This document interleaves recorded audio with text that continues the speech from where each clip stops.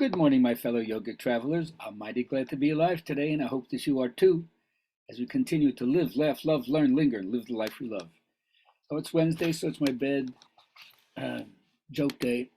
Mr. Ginsburg, he moved to Florida, especially for the winters, and he goes to see his internist, Dr. Schwartz. And the doctor says, "What's the problem?" He says, "Well, I've been having these silent gas emissions, and I just don't know what to do about it because it's causing a lot of embarrassment."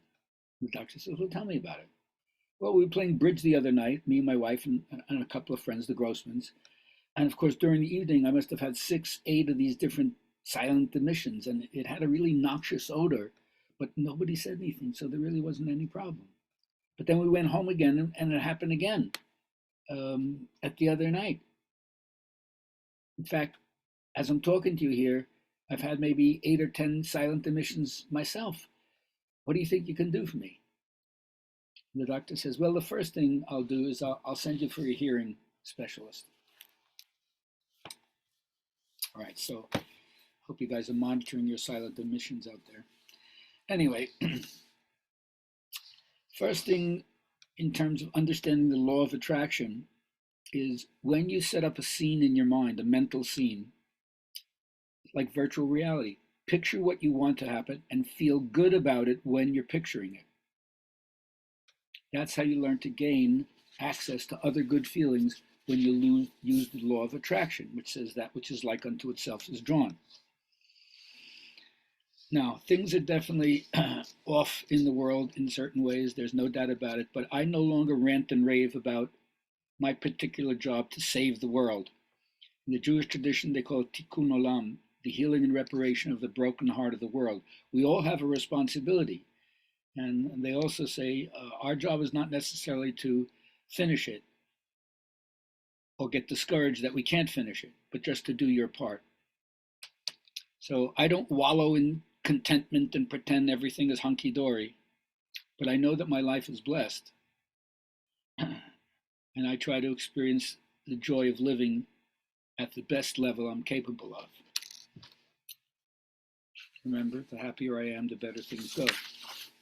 So knowing that, again, I cling to my yoga practice or whatever is your practice, and I always say it's an art form, so any form of art that you want to do, which isn't limited to the classical poetry, dancing, singing, instrumentation, homo aestheticus, the human the beautifier.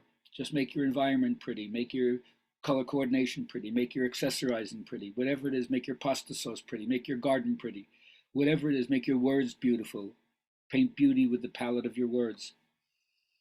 But for me, as my teacher said, if you water the root, the fruit is sure to come.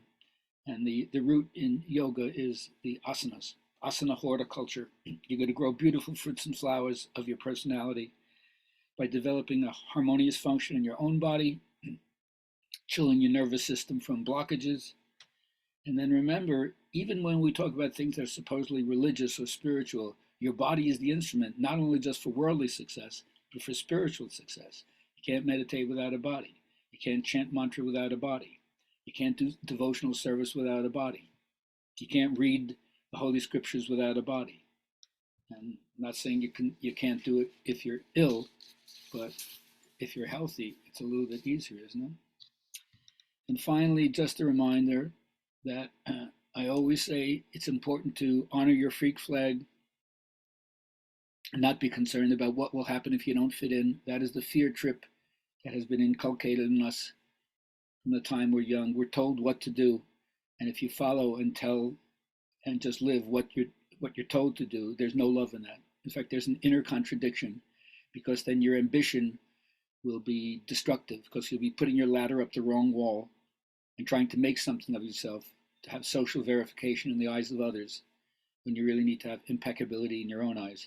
Thank you, Don Juan, for that teaching. So how do you do it? How do you develop human dignity? Do what you love. That'll sweep away mediocrity and the petty bourgeois personality. Otherwise, life becomes a hideous mess for those who are not living that truth. Today is the last class for yoga and good vibrations, with the yoga topic being the Gita. I hope we see you there at 11 o'clock. Go to gabrielhalpern.com and sign up. Let me know how I'm doing. Otherwise, have a great day.